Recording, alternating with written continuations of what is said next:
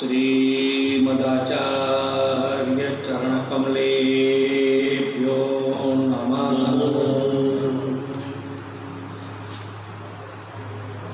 श्री गोवर्धननाथ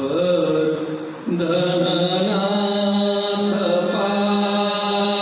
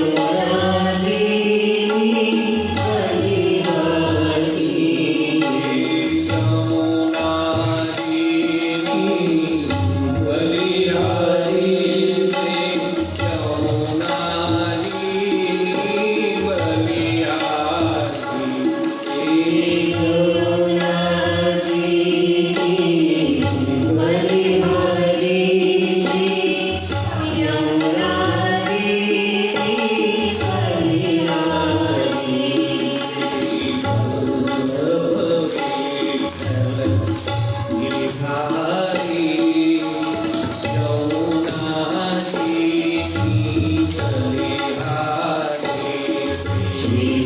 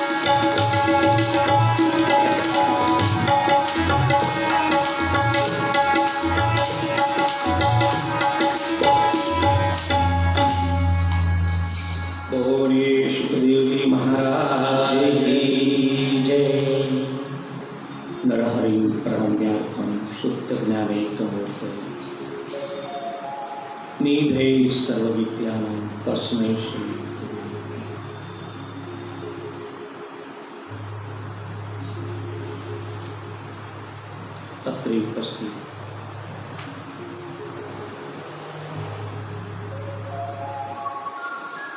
પોતાની હૃદય છાલમાં શ્રદ્ધાના પુષ્પ લઈ પધારેલા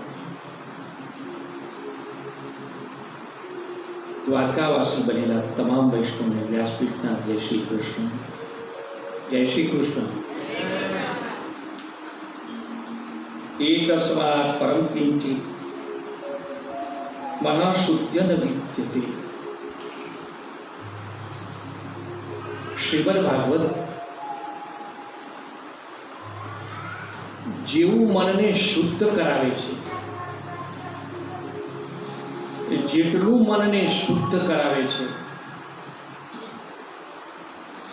એટલું સામર્થ્ય બીજા કોઈ પણ સાધનમાં નથી.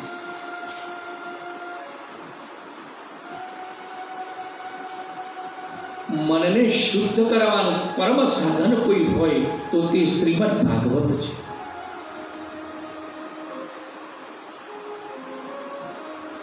માનવ જીવનમાં શુદ્ધિની બહુ જરૂર છે.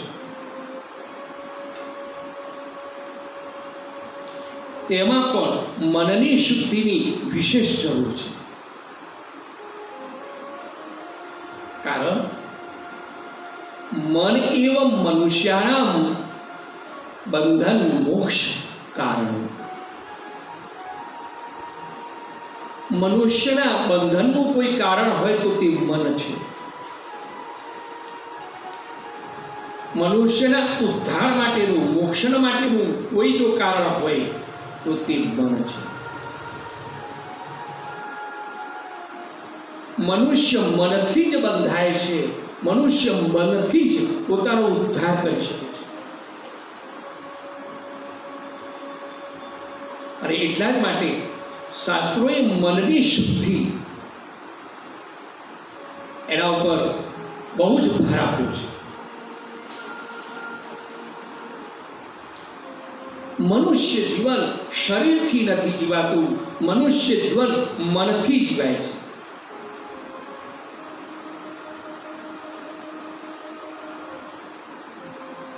શરીર ગમે તેવું હોય પણ જો મન નક્કી કરે કે મારે એવરેસ્ટ ચડી જવું છે તો ચડી જવાશે. શરીર ગમે એટલું તંદુરસ્ત હોય, યુવાન હોય, પણ જો મને કહ્યું હું થાકી ગયો, શરીર થાકી જશે.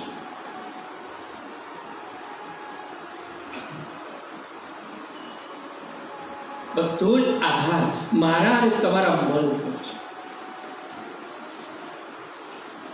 શરીર વૃદ્ધતા પ્રાપ્ત કરે છે, મનને વૃદ્ધતા નથી.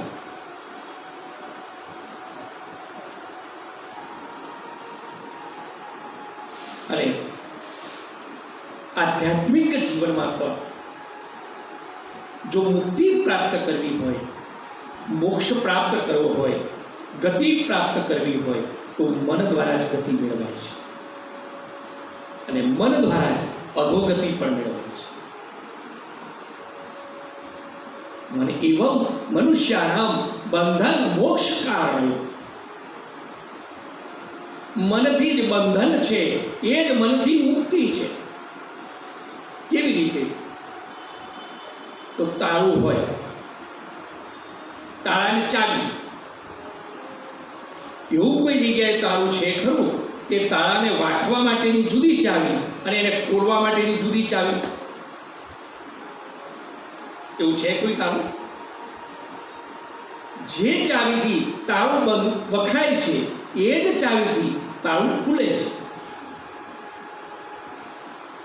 ફરક એટલો જ છે કે એ ચાવીને ડાબેથી જમણી ફેરવો, તાળું ખુલી ગયું.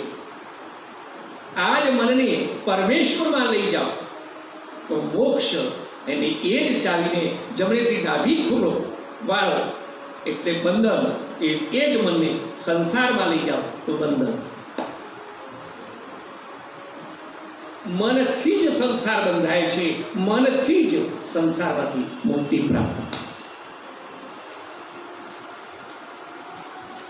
અને એટલા જ માટે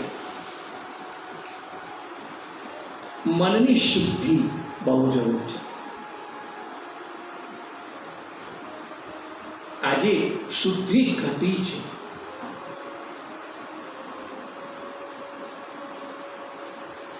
શુદ્ધિ ઘટી છે, બુદ્ધિ વધી છે.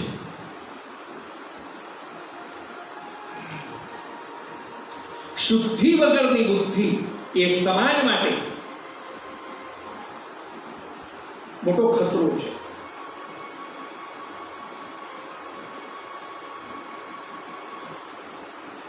એટલી શુદ્ધિ હશે, બુદ્ધિ નહીં હોય તો ચાલશે.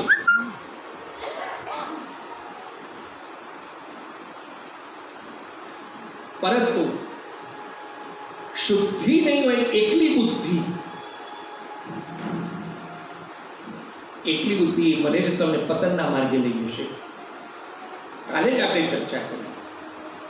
અત્યારની સાંપ્રત કાળની જે પરિસ્થિતિ મહાભયંકર આ કોરોના, એનું મૂળ કારણ છે કે આપણે કેવળ માત્ર બુદ્ધિ વાપરી શુદ્ધિ લેશ માત્ર નથી કરી. આ શુદ્ધિનો અભાવ, કેવળ માત્ર બુદ્ધિ, અને એ શુદ્ધિ વગરની બુદ્ધિ સમાજ માટે બહુ ભયંકર છે. એકલા બુદ્ધિ શબ્દ જે વાપરી કરતા એનાથી બહુ ચેતવું.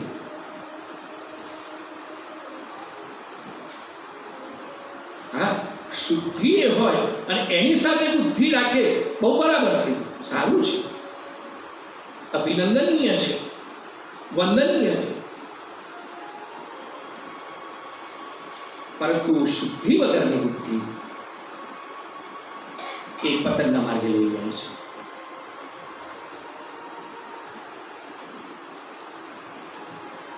અને એ મનની શુદ્ધિ એ આપણને શ્રીમદ ભાગવતજી કરાવી આપે છે. બીજા ઘણા સાધનો છે મનની શુદ્ધિના. વ્રત છે, જપ છે, તપ છે, યજ્ઞ છે. પરંતુ બધા જ સાધનો એ કલિકાળમાં ઉપયોગી નથી. છે ખરા સાધનો. આપણે કાલે પ્રશ્ન કર્યો છે કે અમને કોઈ નિત્ય સાધન તમે બતાવો. ભગવાન કૃષ્ણની પ્રાપ્તિનું નિત્ય સાધન કે દરેક ઋતુમાં કામ લાગે, દરેક યુગમાં કામ લાગે. વ્રત, જપ, તપ ઇત્યાદિ સાધનો છે સિદ્ધિના, પરંતુ તે બધા યુગમાં, બધા સમયે, બધી ઋતુમાં એ અનુકૂળ નથી. એ સાધનો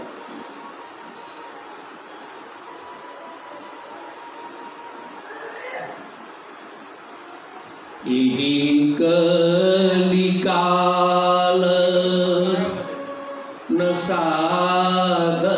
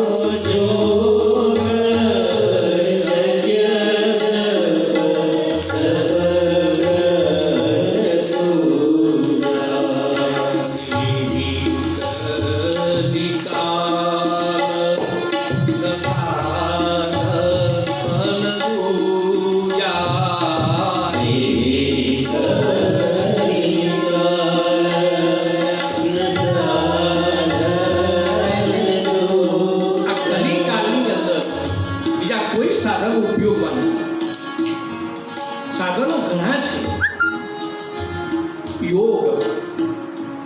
યોગથી પણ મનની શુદ્ધિ પ્રાપ્ત થાય છે, પણ સાચો યોગ છે ખરો? કરીએ જે ખરેખર એટલી ફિઝિકલ એક્સરસાઇઝ એને યોગ ન કહેવાય. આ ધાબે જઈને આમ કરીએ ને, ષડચક્ર વેદન કરીને સમાધિ સુધી પહોંચવું એનું નામ છે યોગ. પરમ પરમેશ્વર સુધી એની સાથે યુક્ત બની જવું, એની સાથે જોડાઈ જવું એનું નામ છે યોગ. અત્યારે આપણે જે કરીએ છીએ બધી એક્સરસાઇઝો છે ખાલી. એક ભાઈ કહેતા હતા કે મને યોગ 65,000 માં પડ્યો. એવા મોટા સેમિનારમાં ગયા હશો, 65,000 રૂપિયા ભરીને યોગ શીખવાનું. મને કે ના ભાઈ એવું કાંઈ નહોતું, પણ હું આમ પગની હલનચલન નામે યોગ કરતો તો પગની લાત વાગી ટીવી ને ટીવી નીચે પડ્યું, ફૂટી ગયું, 65,000 મૂકી દીધી. આ યોગ.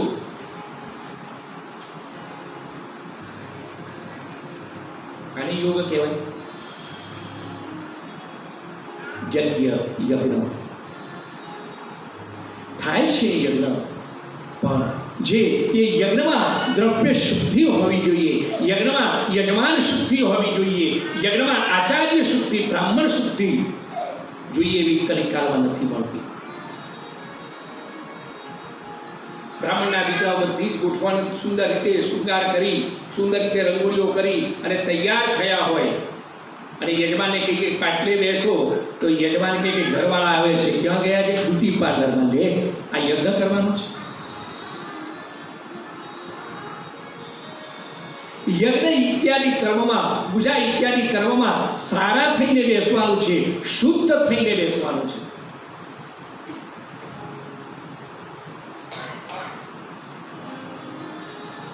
શુદ્ધ એની રીતે ક્યાં પણ યજ્ઞ સફળ બનશે. તપશ્ચર્યા છે મારી તમારી શક્તિ. આવા તીર્થોમાં નીકળવાનું હોય ને સમય પ્રમાણે બધી જ વ્યવસ્થાઓ કરી જ હોય, જે કોઈ આયોજકો હોય એને કરી જ હોય, અને કંઈ છતાંય પણ આવા સંઘમાં જ્યારે જોડાવાનું હોય ત્યારે એટલા બધા ફોનો ઉપર પ્રશ્ન કરવામાં આવે કે ન પૂછો વાત. ભાઈ ફલાણું મળશે, ભાઈ દીકરું હશે, ભાઈ આમ હશે. અંદર અંદર ઈચ્છા થાય કે બધું તારા ઘેર હશે, તું ઘેર રહે, તારું કોઈ કામ નથી યાત્રામાં. બાકીનું યાત્રા, યા એટલે જા, ત્રા એટલે ત્રાસ. એક થોડું ઘર કરતા પણ વધારે સાયકલિંગ યાત્રાઓમાં હોય છે હવે તો. જેમ કે ઘેર કંઈ આવું તૈયાર નથી મળી જતું, પણ એક સહેજ થોડું એટલું ચલવી લેવાનું, એટલી આપણી સહનશક્તિ આપણી ન હોય.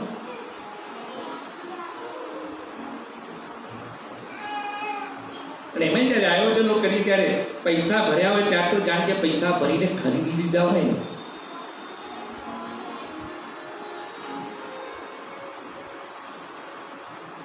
એકબીજા સત્સંગીઓના એકબીજાની એની એમાં આમ સહન કરવા કોઈ તૈયાર નથી. અમને બેને રૂમ મળશે ને, આ બે ઘરમાં એકલા રહીને માથા પછાડ તૂટો છો, એને અહીંયા જુદા રહીને કરો ને ભગવાનની ભક્તિ. આ બધું જ ઘરમાં હતું, અને ઘરમાં હતું છતાંય પણ એ બધી વ્યવસ્થા હોય એ મને ને તમને એ મનની શુદ્ધિ ન આપી તો પછી એ વ્યવસ્થાથી કંઈક બીજી વ્યવસ્થામાં અલગ રહી, અલગ જગ્યાએ રહી, અલગ રીતે રહી અને શુદ્ધિ મેળવવા પ્રયત્ન કરો. મોટા ભાગની બે જણા એકલા જ ઘેર હતા ને એટલે જ અશુદ્ધિઓ આવી જીવનમાં.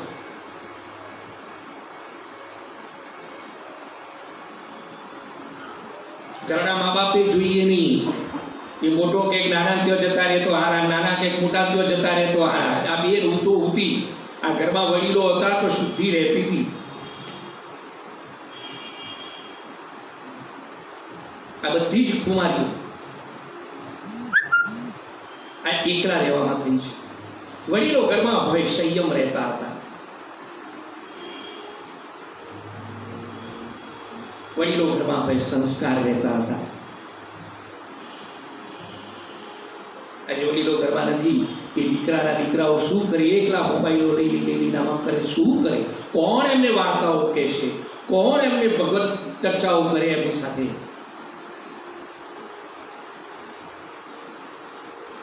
આ મોબાઈલોને સોંપી દે. વિચાર સહેજ પણ શરીરને, બાકી તો શાસ્ત્રો આપણને કહે છે જેને મનુષ્ય અવતાર લીધો અને શરીરને જેને સૂકવ્યું નથી વ્રત ઇત્યાદિ કરી, ઉપવાસ ઇત્યાદિ કરી શરીરને સહેજ પણ એને ન ઠંડી અડવા દે, ન એને ગરમી અડવા દે. મારી તમારી અવળચંડાઈ તો જુઓ, ઉનાળામાં ન ગરમીને સ્પર્શ કરવા દેવો છે, શિયાળામાં ન ઠંડી સ્પર્શ થવા દેવી છે, ચોમાસામાં નહીં જળને સ્પર્શ કરવા દેવું છે. શરીરને કંઈ કરવાનું જ નહીં. અને પરિણામ સ્વરૂપ આજે જોઈ શકો છો, નથી નીચે બેસી શકતા, નથી ચાલી શકતા, નથી એ કરી શકતા.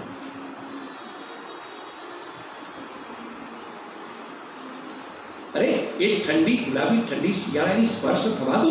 શું એમાં શું થઈ જવાના છે? એ ગ્રીષ્મની ગરમીને શરીરને થોડી સ્પર્શ થવા દો.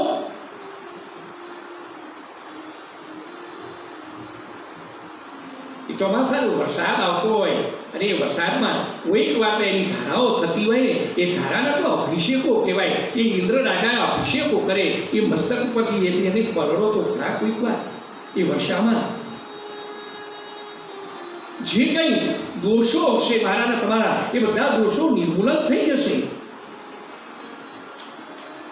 કર્મકાંડી બ્રાહ્મણોને પૂછો, કોઈ પણ સત્કર્મ થાય, એ સત્કર્મ થયા પછી જે દેવોની સ્થાપનાઓના જે કળશો હોય, એ જળના અભિષેકો અંતે એ બધા જ એ યજમાનના મસ્તક ઉપર થતા હોય છે. અને એમાં એક પદ્ધતિ છે કે જેટલી ઝીણી ઝીણી ધારાઓ થાય, અને એના માટે બ્રહ્મદેવો ઉપાયો શું કરે છે?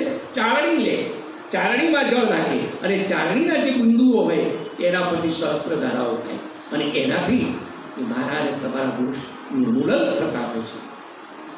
જ્યારે વર્ષા થતી હોય ત્યારે સહસ્ત્ર ધારાઓ નીચે ભીંજાવું જોઈએ. આપણે આપણા દોષોના નિર્મૂલન કરવા જોઈએ.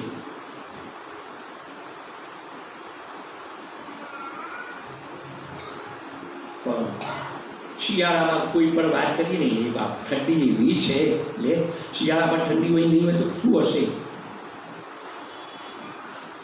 ઉનાળામાં વાત કરીએ તો બાપ ગરમી એવી છે ને, આવી ગરમીમાં ચોમાસામાં વરસાદ જ ક્યાં બંધ રહે છે? તો તું નીકળીશ ક્યારે? તને શિયાળો નડે, તને ઉનાળો નડે, તને ચોમાસું નડે.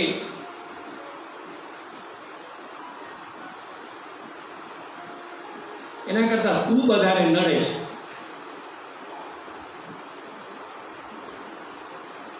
એની પાસે શીખવા જેવું છે.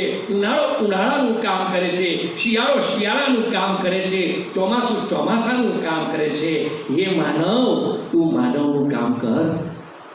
તું માનવ છે. ઋતુ એ પ્રકૃતિ જો પ્રકૃતિનું કાર્ય કરતું હોય તો તું તારી સંસ્કૃતિને શા માટે છોડે છે? તું તારી પ્રકૃતિ, માનવ પ્રકૃતિ જે છે એને શા માટે છોડે છે?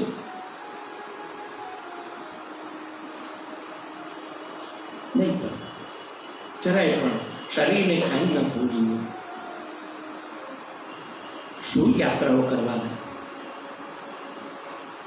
જે છે વ્યવસ્થાઓ એનાથી પણ અભાવમાં પણ જીવન જીવાય છે કે કેમ, એવી કંઈક પદ્ધતિ તો રાખો. જે પથારી વગર ચાલતું નથી, જે કોશિકા વગર ચાલતું નથી,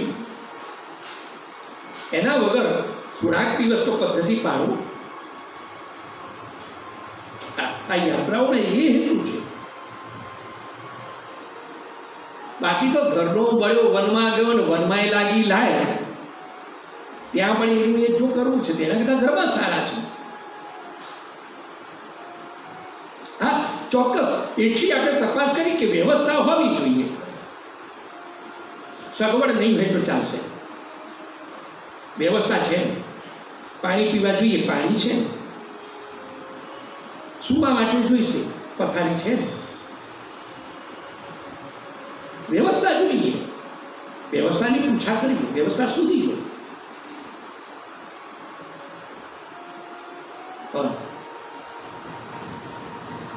જે ઘેર કરવું છે, જે ઘેર જોઈએ છે ત્યાં જોઈએ છે.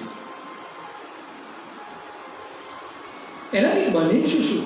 મારી ને તમારી આ વિકૃતિથી પ્રકૃતિ એટલી નારાજ થાય છે ને કે હમણાં જ આપણે આ કેદારમાં જોયું.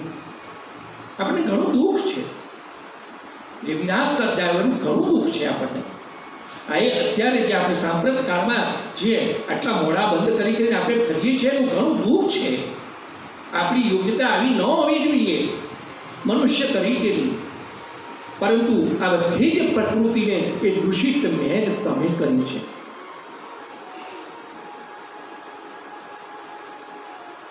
આજે કેદારનાથમાં જઈ એવી એમાં જઈને પણ જે ઘેર કરતા હોય ને એ બધું જ ત્યાં જોઈએ છે.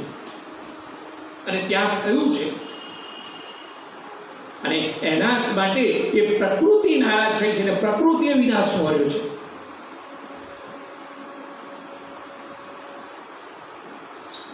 કારણ કે ભારત ખંડમાં તો ઘણી એવી ચેતનાઓ હજી પણ વિદ્યમાન છે. આપણે 7 ચિરંજીવીઓની જે વાત કરીએ છીએ એટલું જ માત્ર નહીં, પણ અનેક એવી ચેતનાઓ છે.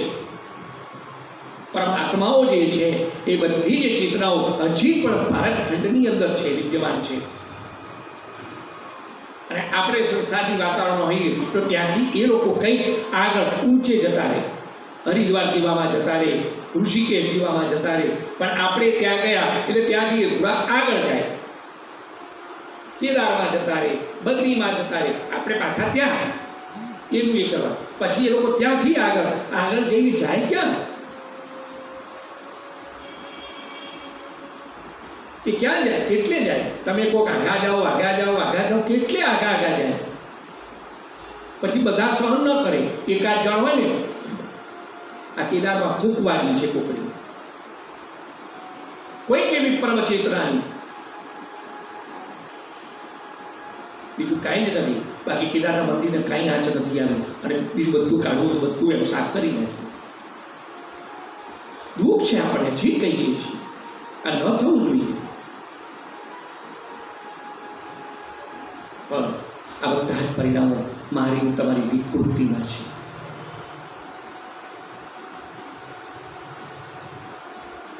બેન, તમે પ્રકૃતિને દૂષિત કરી છે. બેન, તમે આપણી સંસ્કૃતિને દૂષિત કરી છે.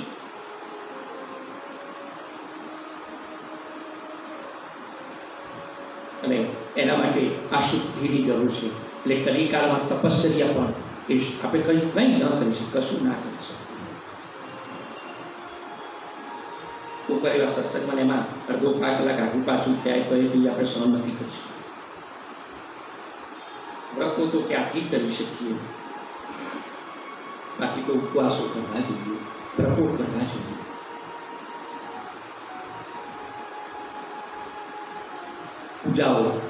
પૂજાઓમાં કેવળ માત્ર મારા તમારા દેખાડા છે.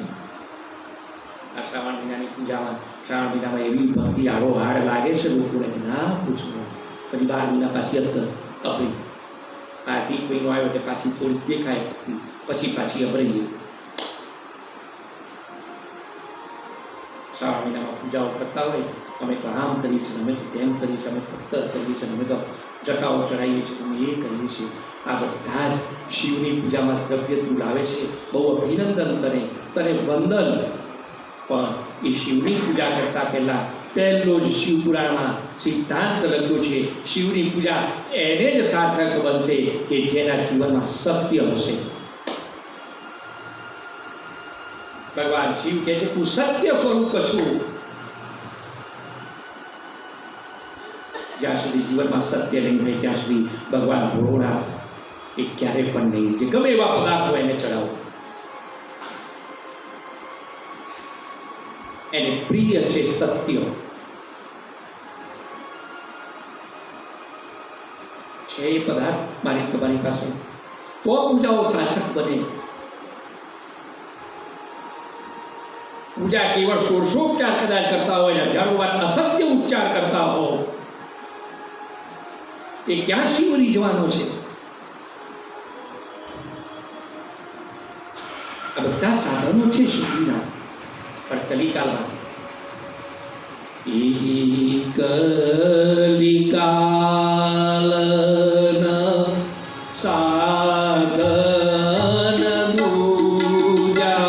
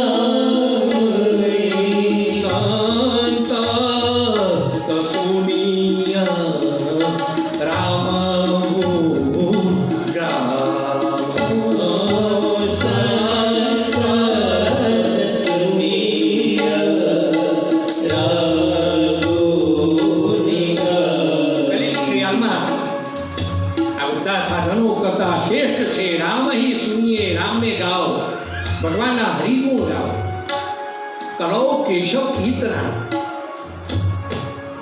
કલિયુગ કેવલ હરિ ગુણ ગાય કલિયુગ કેવલ હરિ ગુણ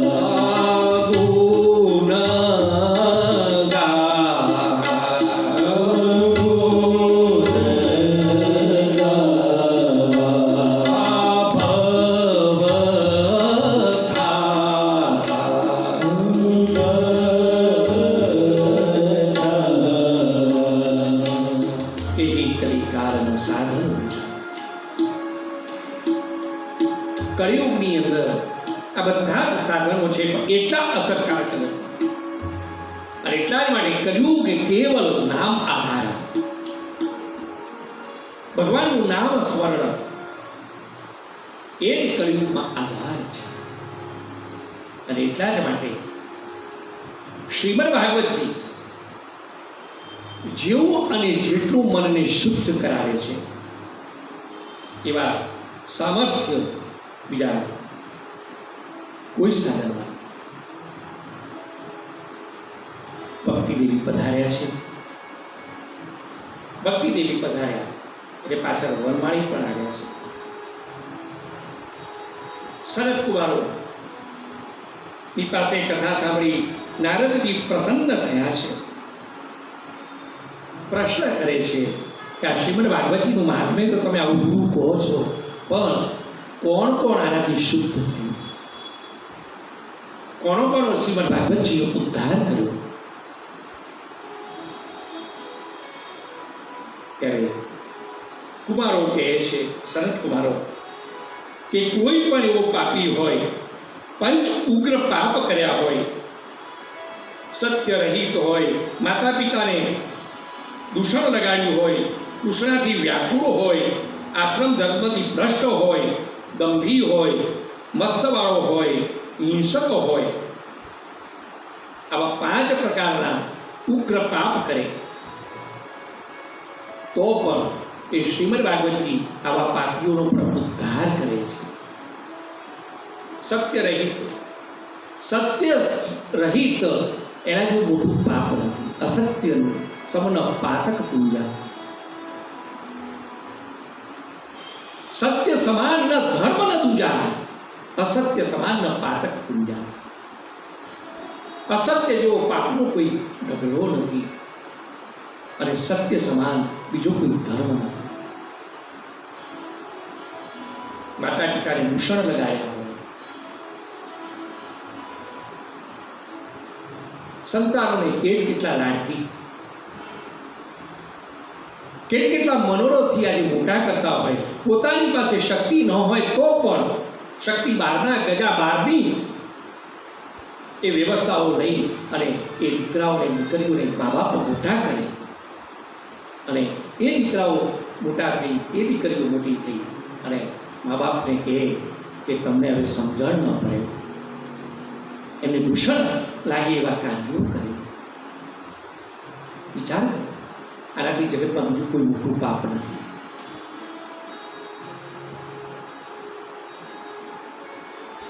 અને મા બાપે કેટલા લાડ કરી અને મોટા કર્યા હોય અને એ મા બાપને આજે દીકરાઓને એ સંતાનોથી એમની બીક રાખવાની, એને વિહાવાનું, આ મોટો પાપ છે. આજે આપણે જ્યારે નાના હતા ત્યારે નિર્ભ્રાંતપણે નિર્ભયપણે એ મા બાપના ખોળામાં રમી અને મોટા થયા, આપણને સાચવ્યા, અને આપણે મોટા થયા એટલે આપણી બીક મા બાપને રાખવાની. અને બાપ કોઈ ચીજ અડતું હોય તો મા કે પેલો હમણાં આવશે, લે દીકરાઓથી આજે બાપ બીજાવાનું, દીકરાથી મા બીજા. આજે દીકરીઓને મા બાપ મોટા કરે અને એ દીકરીઓ ત્યારે જેમ મન ફાવે એ બાપની આબરૂને લાત મારીને, સારું છે ગવર્મેન્ટ કાયદો કરી રહી છે, એવા સંતાનોને લગ્ન કરવા છે ત્યારે મા બાપની સંમતિ જોઈશે. કારણ કે મા બાપે કંઈ ધર્મશાળાઓ નથી. અને 25-25 વર્ષના 30-30 વર્ષના દીકરાઓને સંતાનોને મોટા કરે અને પછી એ મોટા થઈને પછી એ બાપની આબરૂને, એ માની આબરૂને ઉછાળે. ધન્યવાદ છે, આવા કાયદાઓ હોવા જ જોઈએ. આ તો મોટા થયા એટલે કારણ કે દીકરી કે દીકરો એમ કહે કે મારે આમ છે એટલે ગવર્મેન્ટ એને માન્ય રાખે, મા બાપનું કાંઈ નહીં. આજે દીકરીએ જાહેરમાં કહી દીધું તું તો આમ જ કરીશ તો પતી ગયું, મા બાપ નિરાશ નહીં ને. આજે પેટ કેટલા લાડ, પેટ કેટલા એનાથી મોટી. અરે પૂછો,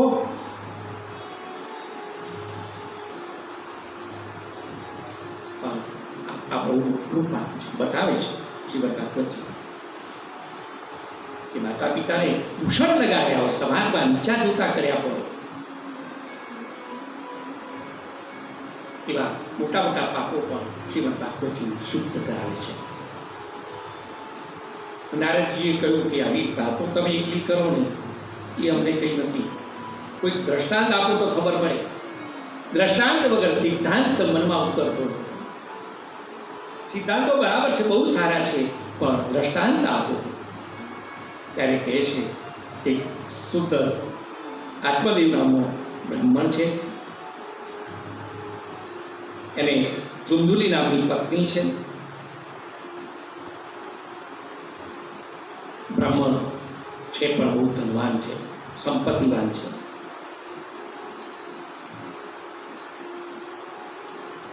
બધું જ છે ઘરમાં, શેર માટેની ખોટ છે.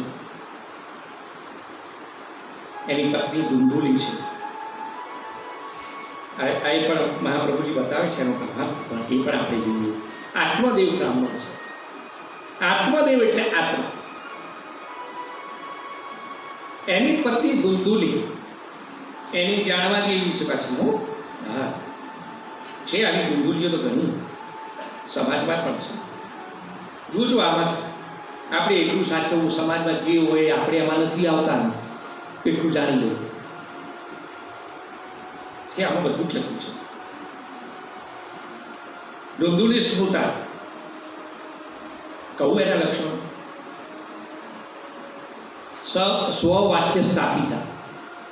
આ ધુંધુલી ધૂમધૂમ કરોતી, જ્યારે જુઓ ત્યાં ધૂંધવાયેલી હોય. સ્વવાક્ય સ્થાપિતા, હું કહું એ જ સાચું, મારો કહો સાચું, તમારું નહીં. તમારી માને કહી દેજો, તમારા બાપને કહી દેજો. આનું નામ ધુંધુલી. અરે નિત્યમ સુંદરી, પાકીટમાં જુઓ તો એ મેકઅપના બધું મય ભર્યું જોઈએ, એટલું જગ્યાએ સહેજ આમ આગુ પાછું નથી, પાછી આમ દગાડી દીધું નથી, પાછી કંઈક પી જાય, પાછું આગુ પાછું થાય, પાછું લગાડી દે. કંઈક સહેજ આમ થયું નથી, લઈ લઈને આમ કરતી હોય, જ્યાં જુઓ ત્યાં. આ ધુંધુલી. મને જુઓ, મારા રૂપને જુઓ. લોક વાર્તા હતા. પારકી પંચાયતમાં એવી પાવરથી કે રવિવારે વાત ચાલુ કરી અને એનો સોમવાર થઈ જાય ત્યાં સુધી પણ એને ભાન ન રહે કે આ દિવસ બંધ થઈ ગયો. આ સવારની ઊભી છે વાતો કરવા, આ બીજો દિવસ થયો. આ લોક વાર્તા હતા. આ ધુંધુલી. ક્રૂરા, બહુ જન્મિકા, બોલ બોલ બોલ.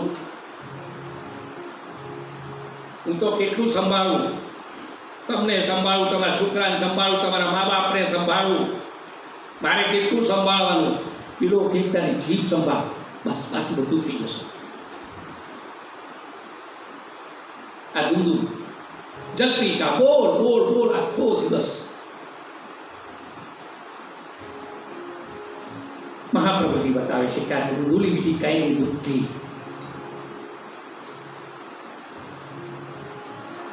આત્મદેવ આત્મા છે, ધુંધુલી બુદ્ધિ છે. બુદ્ધિ આત્માને બગાડે છે. ઘણીવાર આત્માને કંઈ નથી કરવું આવું છતાંય પણ બુદ્ધિ એને દોરી જાય છે. કોઈ એવું થઈ જાય તો શું કે આપણને એવું થાય કે મારો આત્મા ના પાડતો હતો, મારો આત્મા ના પાડતો હતો, આપણો આત્મા ના પાડતો હતો, તો આ કર્યું કોને? એ બુદ્ધિએ કર્યું, બુદ્ધિએ કરાયું.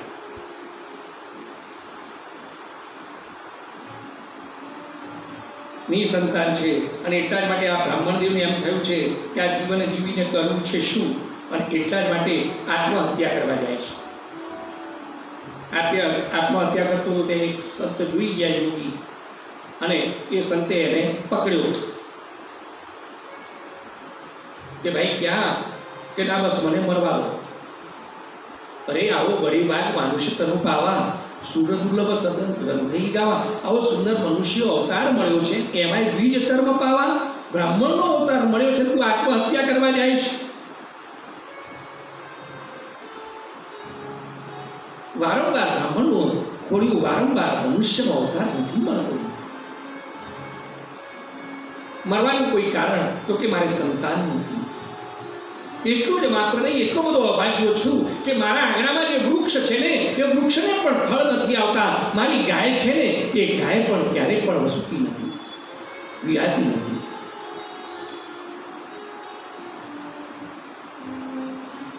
ઘણો સમજાવે કે ભાઈ કંઈક સંતાનો હોય, એ સંતાનો જ કંઈ સુખ આપે જેવું કાંઈ નથી. ઘણાને સંતાન હતા, એ બધા જ દુઃખી થયા છે. સંતાનો સુખ આપે એવું કાંઈ નથી. જો સંતાનો સુખ આપતા હોય તો સમાજમાં વૃદ્ધાશ્રમની જરૂર ન હોય.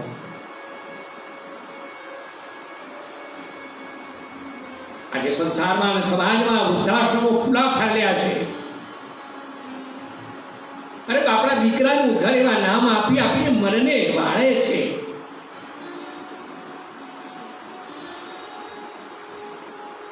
કઈ નિયમોમાં રહેવાનું ને એમાં રહેવાનું, એટલે દીકરાને ગર્વ હોતા હશે. મનને વાળે છે દીકરાના નામ. એ જ વંદન છે વૃદ્ધાશ્રમ ચલાવનાર એ સંસ્થાઓને વંદન છે.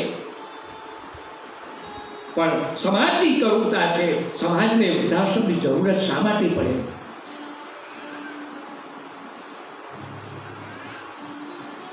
વિચાર. પછી થોડી ફિલોસોફીઓ કરે કે દીકરાઓ કરતા દીકરીઓ સારી, દીકરીઓ મા બાપને સાચવી. એ દીકરીઓને શીખવાડી દો તું સાસુ સસરા સાચવ, તો વૃદ્ધાશ્રમની નહીં જરૂર પડે.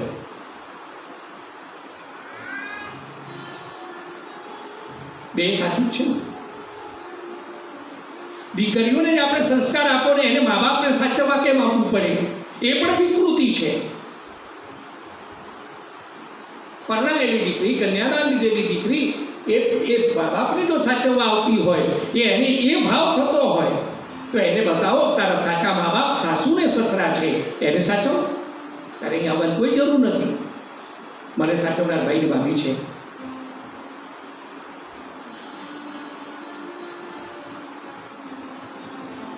બહુ થયા પછી બહુને સુધારવાના પ્રયત્નો કરવાની જગ્યાએ દીકરીઓને સુધારો. એ આપોઆપ દીકરી કોકરી બહુ જ થશે, આપોઆપ સુધારો આવશે. એ પાકા ઘરે કાંઠા ચડાવવા જવા, એને કે દીકરીને જેમાંથી એ કહો કે બેટા અમે પાડીશું, પોષીશું, અત્યાર સુધી જે કોઈ લાડ કર્યા છે બધું જ બરાબર છે, પણ હવેથી બેટા તારું ઘર એ છે, તારા મા બાપ એ છે. જરૂર પડે ચોક્કસ તું આવજે, તારા માટે આ દ્વાર ખુલ્લા છે, પણ હવે આ ઘરની તું મહેમાન. સાંજ પડે તને થવું જોઈએ કે મારા સાસુ સસરા, મારા મમ્મી પપ્પા શું કરતા હશે, આ નહીં પેલા મમ્મી પપ્પા એ શું કરશે. આજે મમ્મીને કહો, મમ્મી હું આવી છું, પડે નહીં, મારે ન ચાલે, મારા વગર મારા સાસુ સસરા શું કરતા હશે, એમને કોણ એ કરશે, આ એને થવું જોઈએ.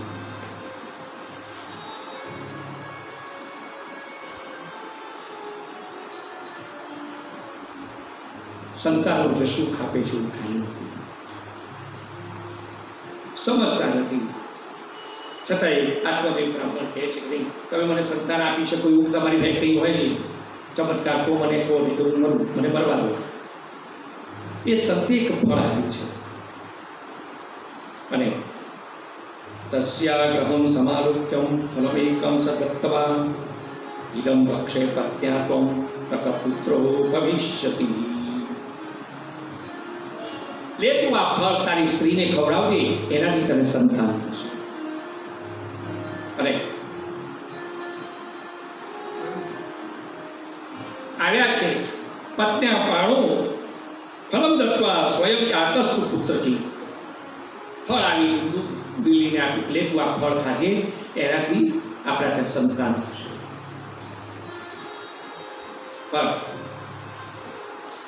આત્મદેવ કે ને ધૂંધુલી માને તો આ ધૂંધુલી કહેવાય ખરી.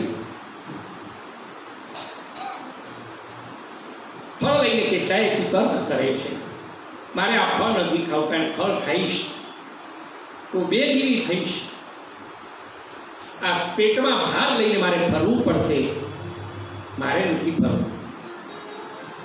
આ ગામમાં ચોર લોકો આવે, આ લૂંટારા આવે અને બધા ગામ છોડીને ભાગે, બધા દોડે, હું કેવી રીતે દોડું લે? આવા કુતર્ક કરે છે. આ બે જીવી થવું ત્યારે ફલાણું નહીં ખાવાનું, ભીકરું નહીં ખાવાનું. આ ચટાકા ક્યાં જાય?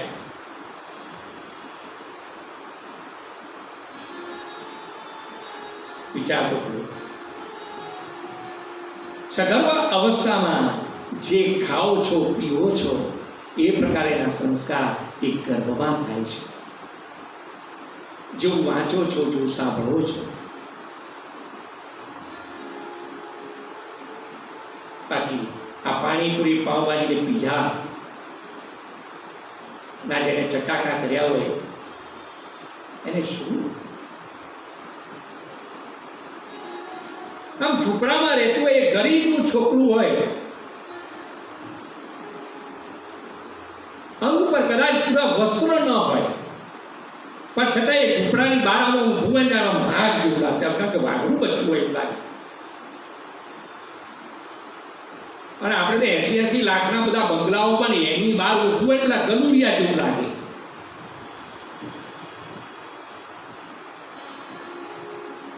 સાવ ગલુડિયા. કારણ કે જે પેલા ઘરમાં વંદા જોઈને ઉછળતું હોય, શું કરે તું? આ વંદા જોઈને તું કૂદે છે, તને તું જેનું સર્જન કરી છે શું કરશે? તારા પર તો કેટલો આધાર છે.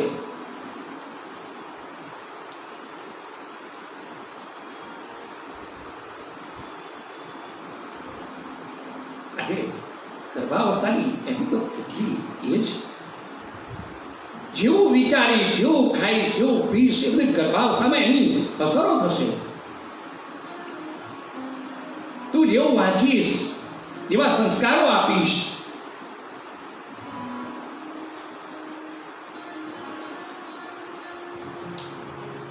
પરંતુ જાણે બંદા જોઈને ઉછળતી હોય, ગરોળી જોઈને ઉછળતી, લે ગરોળી તો ઘરમાં જ ન આવી જોઈએ, ઘરમાં ની ગળું જશે ક્યાં? ગરોળી જોઈને ઉછળે, આ બંદા જોઈને ઉછળે. આ એના છોકરાઓ આ બધી આ બધા એ બંગલાઓની બહાર ઉભા હોય તો ગરુડિયા જેવા લાગે, કરતા હોય.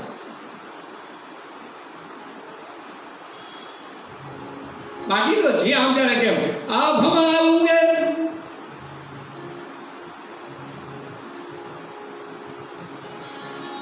માં જીજાબાઈ સમર્થ રામ સ્વામી ભિક્ષા માંગવા માટે આવ્યા. ભિક્ષાંદેહી કર્યું માં જીજાબાઈ કહેવાય છે કે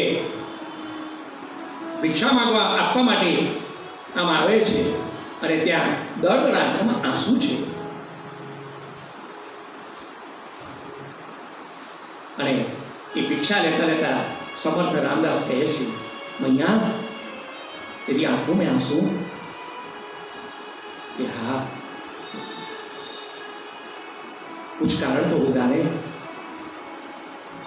हाँ स्वामी ये देखो ने एक कुकुर की आवाज आ रही है न जाने हमारी भारतीय संस्कृति पर कितनी विकट परिस्थिति आ रही। हमारी ये हिंदू संस्कृति टिकेगी कि नहीं?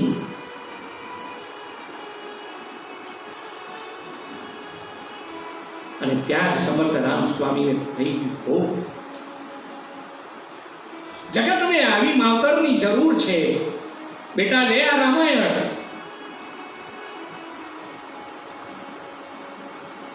અને આ રામાયણના પાઠ કર તારા પેટમાં સંતાન છે ને અને કહેવાય છે કે જીજાબાઈ રામાયણનો પાઠ કરે અને જ્યાં દંડકા રણની જ્યારે કથા આવે અને ભૂજ ઉઠાય પલકી ન આ જ્યારે આવે ત્યારે જીજાબાઈ પેટ પર હાથ ફેરવે અને જાણે કે કહેતી હોય બેટા તારે પણ ભૂજ ઉઠાઈ તારે પ્રતિજ્ઞા કરવાની છે ભારતીય સંસ્કૃતિની રક્ષણ માટે તારે બેટા તારે તલવાર ઉઠાવી પડશે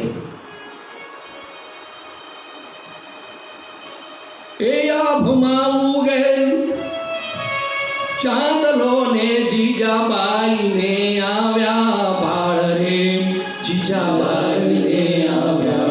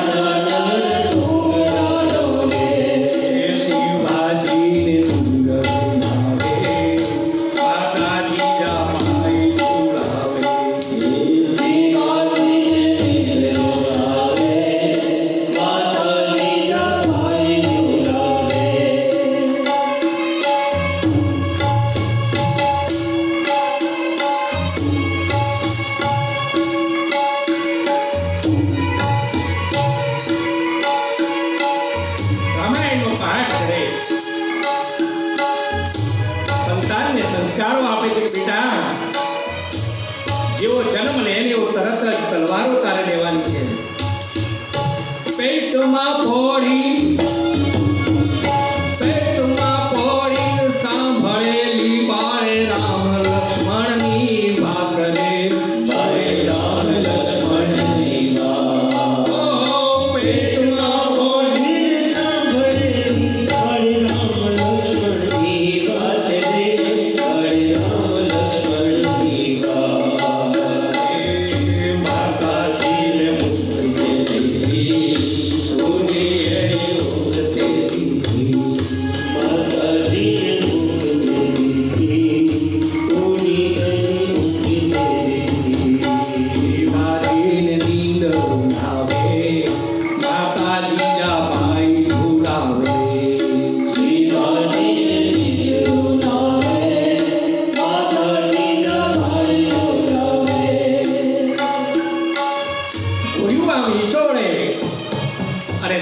સંસ્કાર આપે બેટા રામ જેવો થજે લક્ષ્મણ જેવો થજે સંસ્કૃતિની રક્ષા કરજે અત્યારે તો આમ સામાન્યમાં સ્કૂલમાં જવાનું હોય પ્રયાસ કરવામાં એને એમ થાય કે છોકરાને ઘેર રાખવું હું એની જગ્યાએ ભણી આવું આ તારો છોકરો શું ભણશે પરીક્ષા આવી હોય તો માની પરીક્ષા આવી હોય લે તું એને સ્વતંત્ર કર, કંઈક તો એને કરવા દે. છોકરાઓને એવા નાજુક બનાવે જાણ કે એને કોળિયાય ચાવવામાં ન પડે, કોળિયાય ચાવી ના આપે ને એટલું કરતું, એટલું બાકી છે.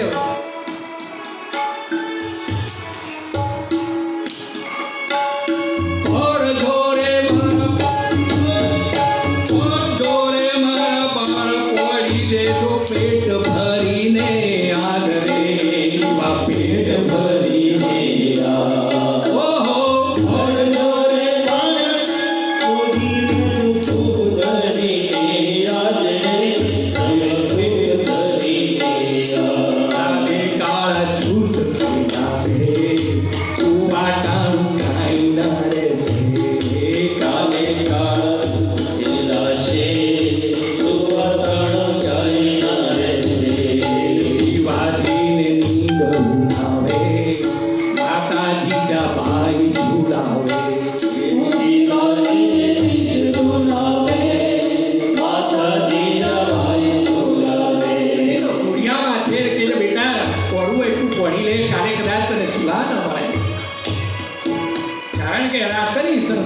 રક્ષા કાર્ય કરવાની છે. એવું ચરિત્ર શાસ્ત્રોમાં મદાલસાનું, મદાલસા પણ એ ઘોડિયામાં એ વેદના મંત્રો બાળકને બનાવે. શુદ્ધોહમ, તું શુદ્ધ છે, સિદ્ધોહમ, તું સિદ્ધ છે. બેટા જીજાબાઈ પાન કરાવે, બેટા આજે પીવું હોય તું પી લે.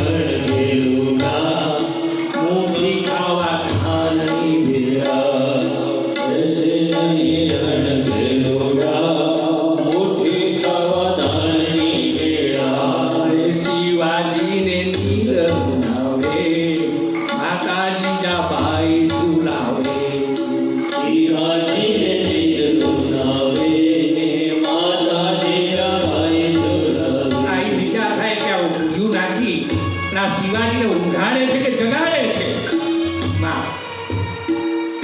અત્યારે તો કોઈ સમાજના કામ હોય, કોઈ ફલાણા હોય, એ તો અમારે ઊંઘે છે, એ ઊંઘવા દે.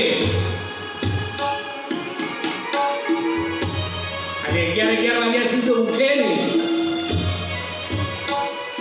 અરે એને ઊંઘાડ નહીં, એને તું જગાડ. તું કોનો પુત્ર છે, કોનો સંતાન છે?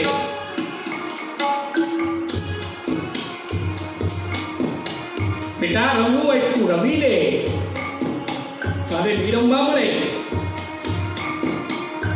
એવું કહેવાય છે કે શિવાજીને એક દિવસ માળા કરતો સમર્થ રામદાસ જોઈ ગયા છે. શિવાજીને माला करता जहाँ जुई भी आते हैं समर्थ रामदास कहते शिवाम ये क्या कर रहा है? एक देव मैं भजन कर रहा हूँ, ये माला कर रहा हूँ. नहीं, ये आज तूने ली माला, जो कल तेरे हाथ में होगी तो मैं हाथ काट डालूंगा तेरा. ओ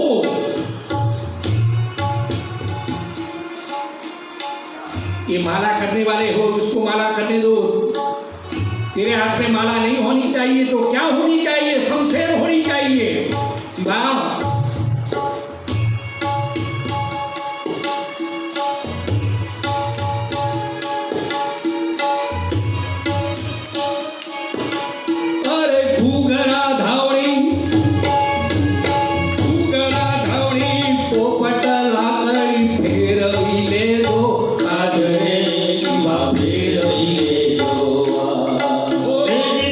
Radha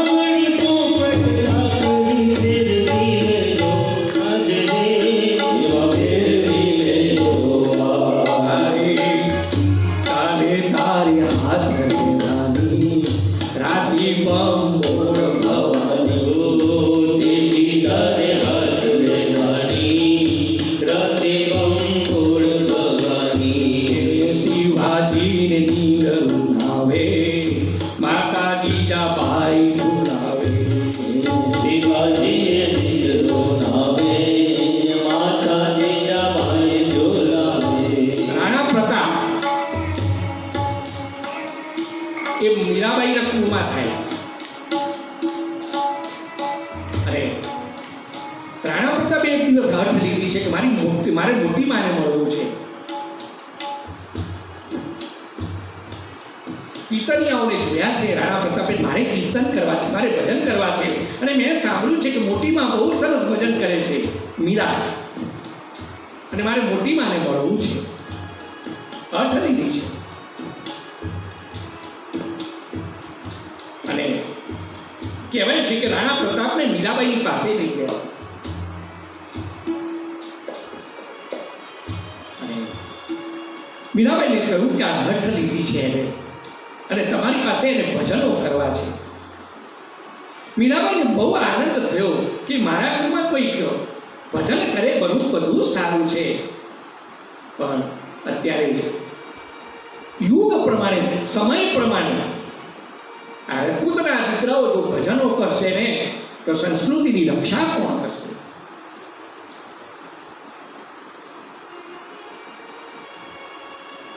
સંસ્કાર સારા છે પરંતુ અત્યારે યોગ્ય નથી. મારો રાણો પ્રતાપ ભજન કરે મને ગમે ખરું, પણ સંસ્કૃતિની રક્ષા કોણ કરશે? પણ બાળ આકૃતિને એટલા માટે રાખ્યા, પાસે રાખ્યા છે અને કહેવાય છે એ રાણા પ્રતાપને એક દિવસ મીરાબાઈએ ભોગ કરવા માટે કહે છે કે માખણ લેવા રાણા પ્રતાપને મોકલ્યા છે અને એ રાણા પ્રતાપ માખણ લઈ જ્યારે આવે છે ત્યારે કેટલાક યવનો ઘોડેશ્વરો આવ્યા અને ક્યાં જાય છે બહાર અને પૂજાઓ સેવાઓ બંધ કરો એમ કરી કહેવાય છે કે રાણા પ્રતાપને ત્યાં ઘોડાઓ પર ઉભાડીને રાત મારી છે. રાણા પ્રતાપ પટકાયા છે, આખું માખણ પડી ગયું અને રડતા રડતા મીરાબાઈ પાસે આવ્યા.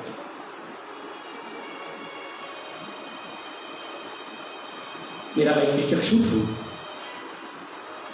કારણ કે જુઓ ને માં આવું થયું, હું લઈને આવતો તો ને લાવવા માટે માખણ, તો કેટલાક આ યવનોએ મને માર્યો છે. બેટા હવે સમજાય છે ને તને? ભજનો તો હું કરીશ અને હું ભજનો કરીશ તે કુળનો ઉદ્ધાર કરીશ ચોક્કસ, પણ બેટા સંસ્કૃતિનો ભારત ખંડનો ઉદ્ધાર તારે કરવાનો છે. બેટા તું પાછો રાજ્યમાં જા અને રાજ્યમાં લઈ અને તારે માળાઓ ન લેવાની હોય તારે શમશેર હાથમાં લેવાની છે. એ રાણા પ્રતાપની શક્તિના મૂળમાં એવું કહેવાય છે કે મીરાબાઈનો સંચાર છે. આજે માતાઓનું આ કાર્ય છે, પણ કહેવાની ઈચ્છા થાય આપણને કે એ જ્યાં વંદાઓ જોઈ ઉછળતી હોય તો ત્યાં પેલો ક્યાં બાકડા.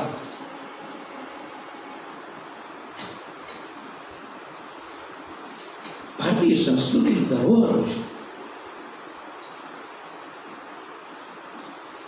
પણ પેટમાં સંસ્કાર એક સાવધાન, શું ખાવું જોઈએ, શું પીવું જોઈએ, શું વાંચવું જોઈએ, શું જોવું જોઈએ, બધા જ સંસ્કારો પડે છે. આપણે કથાઓ બતાવે છે પેટમાં પડી ત્યારે શિવાજી રામ લક્ષ્મણની વાતો સાંભળી હોય એ આપણને પ્રમાણ છે આપણી પાસે કે ગર્ભમાં રહેલું સંતાન સાંભળે છે, એને સંસ્કારો ઉતરે છે.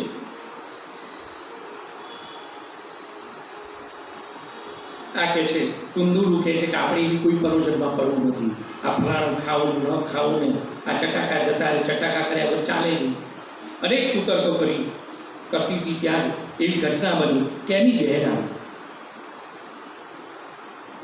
અને આ બધાને પાછી બહેનો ઘણી હોય, આવા હોય ને. બે છોકરાઓ આગળ ચાલતા હતા એક બગલમાં હતું, એક પેટમાં હતું, અને ધૂંધુલી પહેરાવી. કઈ રહી છે બેન, કેમ આટલી ચિંતા છે, આટલી કેમ? કે જોને આ તારા બનેલી ફળ લાવે છે, મને કહે છે તું ફળ ખાજે ને ખાઈ છે કે તને સંતાન થશે, અને મારે આ કોઈ પરોજનો કરવી નથી. કપિલી કહે છે કોઈ વાત એમાં શું કરવા ચિંતા કરે છે? જો એક તને સીધું કહું, તારા ત્યાં ખાવાનું ઘણું છે, ખાનારા નથી. મારા ત્યાં ખાનારા ઘણા છે, ખાવાનું નથી. સમાજની વાસ્તવિકતા છે.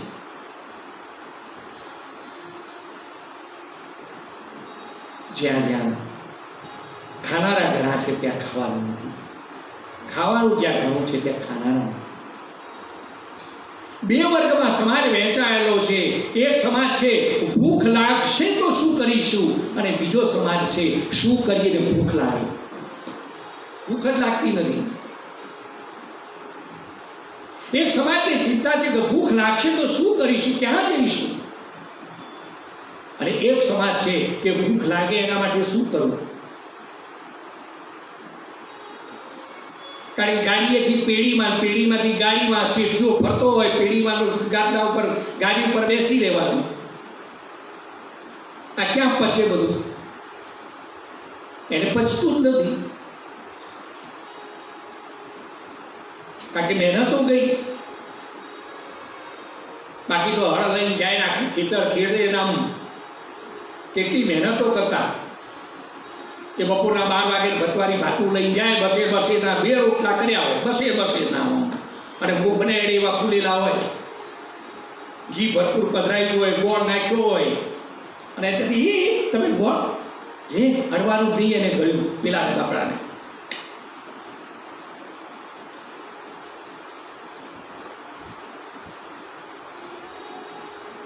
યુવાન અવસ્થા હોય ત્યારે, નાના હોય ત્યારે ઘરમાં જે કોઈ અભાવ હતો એનાથી જીવન જીવી અને મોટા થયા, મોટા થઈશું ને એટલે ખાઈશું પીશું, અને મોટા થયા હોય અને પોતાની જાતે ખાવા પીવાનું હોય ત્યારે એવા કોઈ રોગ લાગી જાય ત્યારે એને નહીં ખાવાનું, પહેલા નહીં ખાધું પછી નહીં ખાધું, એને ખાવાનું ક્યારે? એ તમે તો અડશો જ નહીં. લે આ બસે બસે ના 2 રોટલા, ઘી ભરેલું, ગોળ.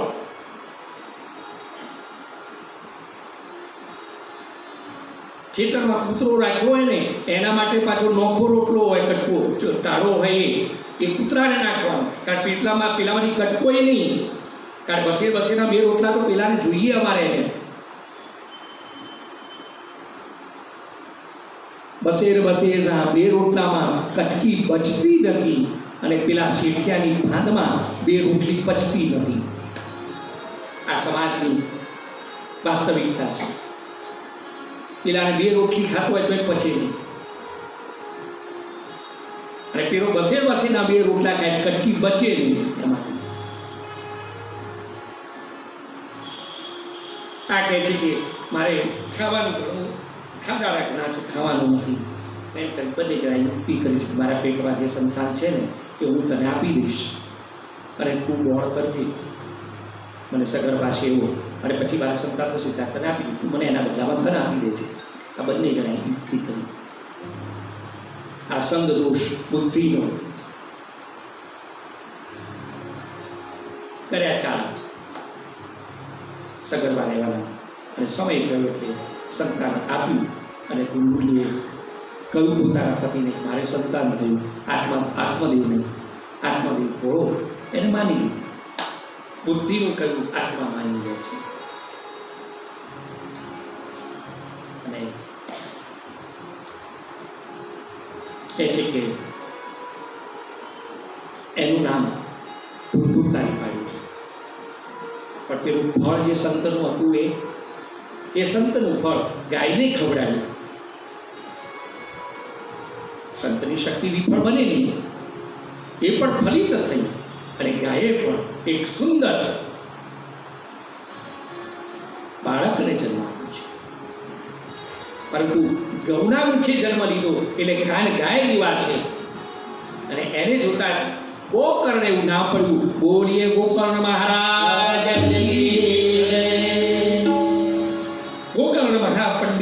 છે અને ધુંધુકારી એ મહાખળ બન્યું છે. બંને જણા મોટા થાય છે. બ્રાહ્મણના ઉચિત એમને કર્મ કરાયા છે, યજ્ઞોપવિત છે, સંસ્કાર આપ્યા છે, પણ ધુંધુકારી યજ્ઞોપવિત ધારણ કરતો નથી, સંધ્યા વંદના કરતો નથી. સવ હસ્તેન ભોજનમ દુરાચારી બન્યો છે. બન્યું છે એવું એક દિવસ પૈસાના માટે એણે પોતાના પિતા આત્મદેવને માર માર્યો છે.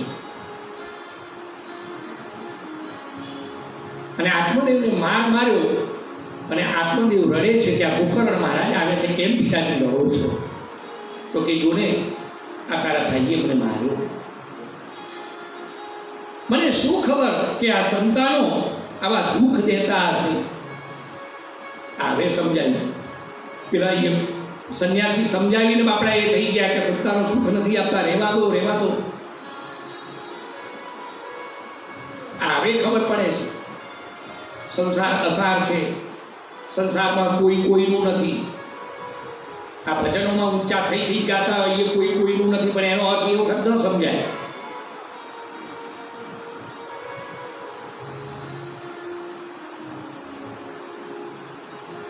અને ત્યાં તો ગોકર્ણ મહારાજે પિતાજીનો ઉપદેશ લીધા છે. 2 જ શ્લોકો છે, પણ એને ગોકર્ણ ગીતા કહેવામાં આવે છે. પિતાજીને કહે છે, પિતાજી આ સંસાર ઊંડો કૂવો છે. યસ્તિમા સરુદિરે વિમતિ તચ્ચત્વમ છાયા સુકારિષુ સદા મમતાં વિમુચ્ય પશ્યાદિશં જગદિદં ક્ષણભંગનિષ્ઠં વૈરાગ્ય રાગ રસિકો ભવપત્તિનિષ્ઠ. હાડ માંસ ચામડાનું બનેલું આ શરીર, એના ઉપર જે મમતા છે ને એને છોડો. જાયા સુખાને શું? પરિવારની મમતા છોડો. જગત ક્ષણ ભંગુર છે અને વૈરાગ્ય લાવી જગતમાંથી અને ભક્તિ નિષ્ઠ બનો. ધર્મવચસ્વ સતતમ તજ્જલોક ધર્માન સેવસ્વ સાધુ પુરુષાન જહિ કામ તૃષ્ણામ અન્યસ્ય દોષ ગુણ ચિંતનમાસુ મુક્ત્વા સેવા કથા રસમહો નિતરામ પિબત્વમ. ધર્મ ભજસ્વ સતતમ ત્યજ્ય લોક ધર્માન. લોક ધર્મને છોડો અને શાસ્ત્રોએ જે ધર્મ બતાવ્યો છે એનું ભજન કરો. સાધુ પુરુષોનું સેવન કરો. કામનાઓનો ત્યાગ કરો, તૃષ્ણાનો ત્યાગ કરો. અને એક મહત્વનું બતાવે છે, માનવ જીવનનો ઉદ્ધાર કરનારો સિદ્ધાંત છે એ બતાવે છે, અન્યસ્ય દોષ ગુણ ચિંતનમાં સુમુક્ત્વા. બીજાનો દોષ જુઓ એ પિતાની બહુ મોટું પાપ છે, એને છોડો.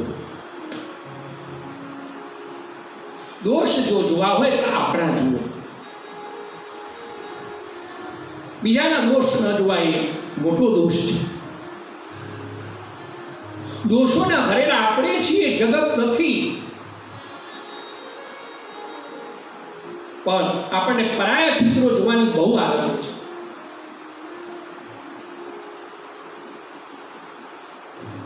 બીજાના માથાની નાની જૂ દેખાય ત્યારે જોડે કેવી જૂ છે એના માથામાં,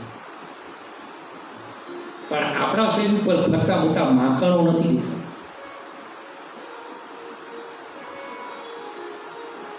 પર છિદ્રાણી પારકાના દોષ ન જોશો. જ્યારે આપણને આપણા દોષ દેખાય ને ત્યારે સમજો પ્રભુની ખૂબ કૃપા થઈ છે. કૃપા ભઈ તબ જાણીએ દીખે અપના દોષ.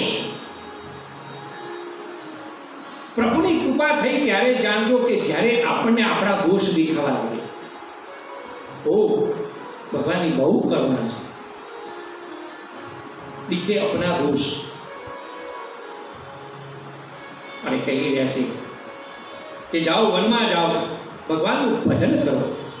અને આત્મદેવ નીકળ્યા છે વનમાં. ગોકર્ણ મહારાજ પણ યાત્રા કરવા માટે નીકળ્યા છે. અહીંયા આવે દુધિકારી રહ્યો ને એની માતા રહી, પણ હવે તો માતાને પણ મારે છે. અને અંતે એક દિવસ એને પણ આગ્રામાં કૂવો હતો અને ધુંધુલીએ પણ કૂવામાં પડી અને પોતાના પ્રાણ કાઢ્યા છે. અહીંયા હવે ભાવ જોવા જેવો છે.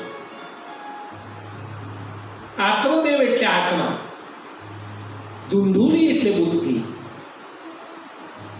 જે બુદ્ધિ પોતાનું ધાર્યું જ કરે છે, જે બુદ્ધિ આત્માને જરા પણ અનુસરતી નથી, એ બુદ્ધિનું પતન થાય છે. એને આત્મહત્યા કરવી પડે છે. એ બુદ્ધિ પતનના માર્ગે જાય. કારણ કે બુદ્ધિ પ્રમાણે જીવન નથી જીવવાનું, આત્મા કે તે પ્રમાણે જીવન જીવવાનું છે. શરીરથી ઇન્દ્રિયો પર છે, ઇન્દ્રિયોથી મન પર છે, મનથી બુદ્ધિ પર છે અને બુદ્ધિથી પર સ, એનાથી પર જે છે એ આત્મા છે.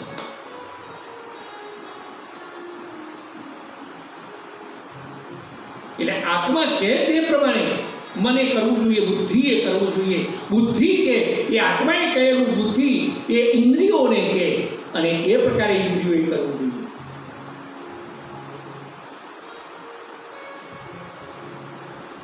પણ જે બુદ્ધિ આત્માનું નથી માનતી એનું પતન થાય છે, અધોગતિ થાય છે.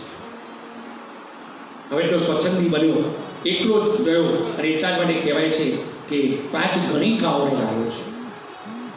ગણિકાઓને પોષે છે, પાળે છે. પોષણને પાલન કરવા માટે રાજાના ખજાનાની ચોરી પણ કરી અને ચોરી કરી લાવ્યો. અને એક દિવસ આ ગણિકાઓ વિચારે છે કે રાજ્યના ખજાનામાંથી ચોરી કરી છે, પકડાઈ જશે તો આપણા નામ બોલશે તો આપણે કેદખાનામાં જવું પડશે. અને એટલા માટે કરો આને મારો આપણે. કારણ કે ગમે તેમ તો પારકી નારી ભાવકી છુરી મત લગાના અંગ. અગ્નિ છે, પારકી સ્ત્રી અગ્નિ છે. પારકી સ્ત્રી એ ઘાવની છુરી છે. મોટા મોટા રાજવીઓના રાજો પર એના વિનાશો થયા એ પારકી સ્ત્રીઓના કારણે. એના દ્રષ્ટાંતો છે. परनारी घाव की छुरी मत लगाना अंग, रावण के 10 शीश चढ़ गए पर नारी के समय. ये सीता नो रण करी ना लाव्यो होत तो रावण ना 10 शीश न थता.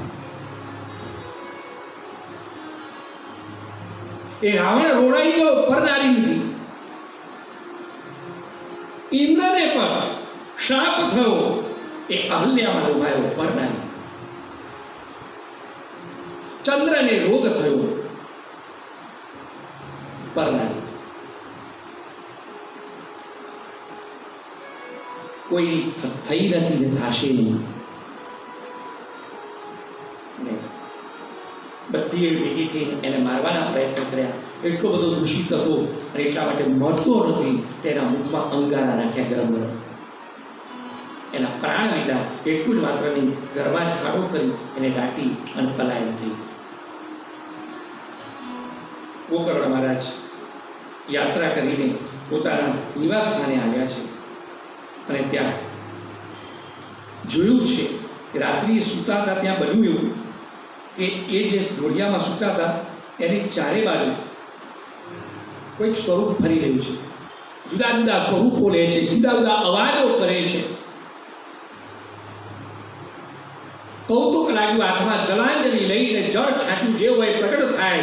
અને ત્યાં તો ધુંધુકારી પ્રગટ થયો. જો ધુંધુકારી તું ભાઈ કે હા મોટા ભાઈ,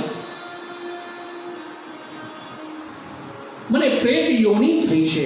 તારા મૃત્યુના સમાચાર મેં સાંભળ્યા હતા. ગયા ઇત્યાદિ દરેક તીર્થમાં મેં શ્રાદ્ધ તારા કર્યા છે, તને પિંડદાન કર્યા છે, તર્પણ કર્યા છે.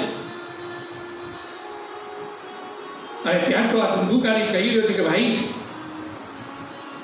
गया सत्य सतेनापि मुक्ति में न भविष्यति. એક નહીં, આવા 100 વાર ગયા જઈને તમે શ્રાદ્ધ કરો ને તોય મારી મુક્તિ થાય એવી નથી, કારણ કે એવો હું અધમ છું. ગમે એમ કરી મારી મુક્તિ કરો, મને પેટ યોનિમાંથી છોડાવો. તો ગોકર્ણ કહે છે કે અત્યારે તું તારા સ્થાને જા, હું સવારે એના સમાધાન શોધીશ. પ્રાતઃકાળ થયું, ગોકર્ણ મહારાજ સંધ્યા ઇત્યાદિ કરે, સૂર્યોદય થાય એ પહેલા અરુણોદય થાય. આકાશમાં લાલીમાંથી છવાય ને એ અરુણોદય, એ સૂર્યનારાયણના ઘોડાના સારથી છે અરુણ. પહેલા સારથી દેખાય, પછી રથી દેખાય. બ્રાહ્મણનો દીકરો સંધ્યા વંદના કરી સૂર્યનારાયણને અર્ઘ્ય આપે. ઇદં સૂર્યનારાયણ નમઃ દત્તમ નમઃ. સૂર્યને અર્ઘ્ય આપ્યા અને કહી રહ્યા છે થોભી જાઓ. સૂર્યનારાયણ થોભી ગયા. આ બ્રાહ્મણના દીકરાની સંધ્યા વંદનાનું આજે સામર્થ્ય સૂર્યનારાયણના રથને રોકે. ક્ષણ તિષ્ઠ, ઉભારો તિષ્ઠ, મારો જવાબ આપો મને. આ સંધ્યાની શક્તિ છે. બ્રાહ્મણનો દીકરો 3 દિવસ લાગણીઓ સંધ્યા ન કરે તો ચાંડાલની એ બંને સરખા થઈ જાય. કોઈક વાર યાત્રામાં એને 3 દિવસ સુધી એને છૂટ આપી છે, પણ ત્રીજા દિવસે એ ચાંડાલ બની જાય. બ્રાહ્મણ જે વૃક્ષ છે, બ્રાહ્મણ સ્વરૂપી જે વૃક્ષ છે, એ વૃક્ષનું મૂળ કોઈ હોય તો તે સંધ્યા છે.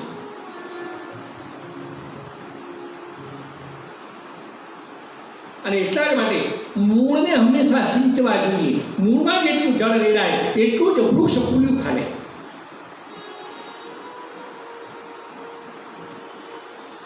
એટલે બ્રાહ્મણ સ્વરૂપી જે વૃક્ષ છે એનું મૂળ જો કોઈ હોય તે મૂળ એની સંધ્યા છે.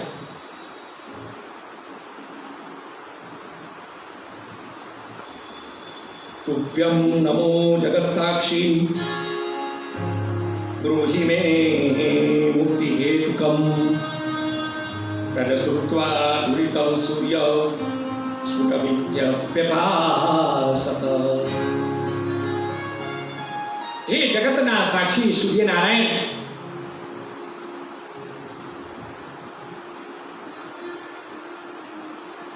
આવી જેની અધોગતિ થઈ હોય, 100 ગયા શ્રાદ્ધ કરે તો પણ મુક્તિ ન થાય, એની મુક્તિ કેવી રીતે થાય? સૂર્યનારાયણ ઉપાય બતાવ્યો. શ્રીમદ ભાગવતાન મુક્તિ સપ્તાહં વાચનમ ગુરુ ઇતિ સૂર્ય વચસૈ સર્વે ધર્મરૂપમ તુરીસુતમ. શ્રીમદ ભાગવતાન મુક્તિ સપ્તાહં વાચનમ ગુરુ. તમે શ્રીમદ ભાગવતજીનો સપ્તાહ કરો અને એનાથી આને મોક્ષની પ્રાપ્તિ થશે. અને એ જ પ્રમાણે ગોકર્ણ મહારાજે સૂર્યનારાયણની આજ્ઞાથી પોતાના ગામમાં શ્રીમદ ભાગવતજીનો સપ્તાહ કરે છે. 7 ગાંઠનો જે વાંસ હતો એ વાંસ લાવી અને એની અંદર એ કુંભીકારીનું પ્રેત સ્વરૂપનું આવાહન કર્યું છે. અને ગોકર્ણ મહારાજ શ્રીમદ ભાગવતજીનો પારાયણો કરે છે.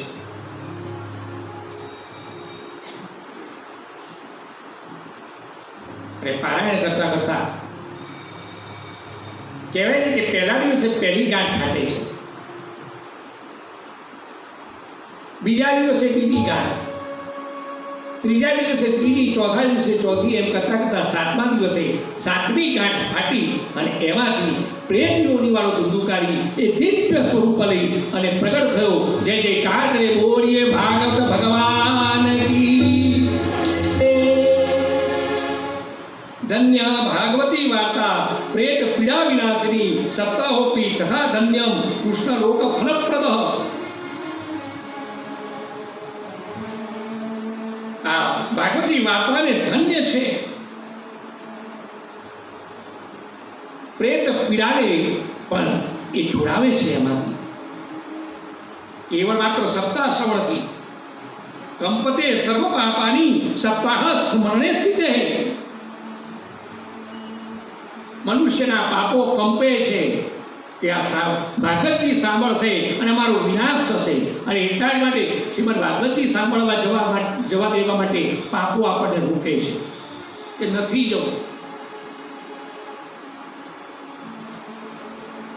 કંપતે સર્વ પાપાની. અને આ નિવેદન મારું તમારું નથી. કોઈ ડોક્ટર કદાચ નિવેદન આપે કે આ દવા સારી છે, આપણે એમ થાય કે પક્ષપાત કરે છે, એની દવાઓનું વેચાણ થાય એટલા માટે. પરંતુ દર્દી પોતે એમ કે ના હું ફલાણાની દવા કેવી પડે, ત્યારે આપણને વિશ્વાસ આવે છે. આ દર્દી પોતે આ કહે છે કે ધન્યા ભાગવતી વાર્તા પેટ પીડા અવિનાશિની.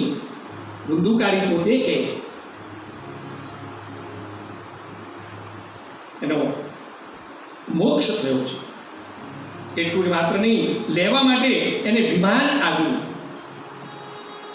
અને વિમાન આવ્યું તો ગામના બીજા બધા સાંભળનારા હતા, એમણે કહ્યું કે ભાઈ આના માટે વિમાન આવ્યું તો અમે બધા ત્યારે શું કર્યું?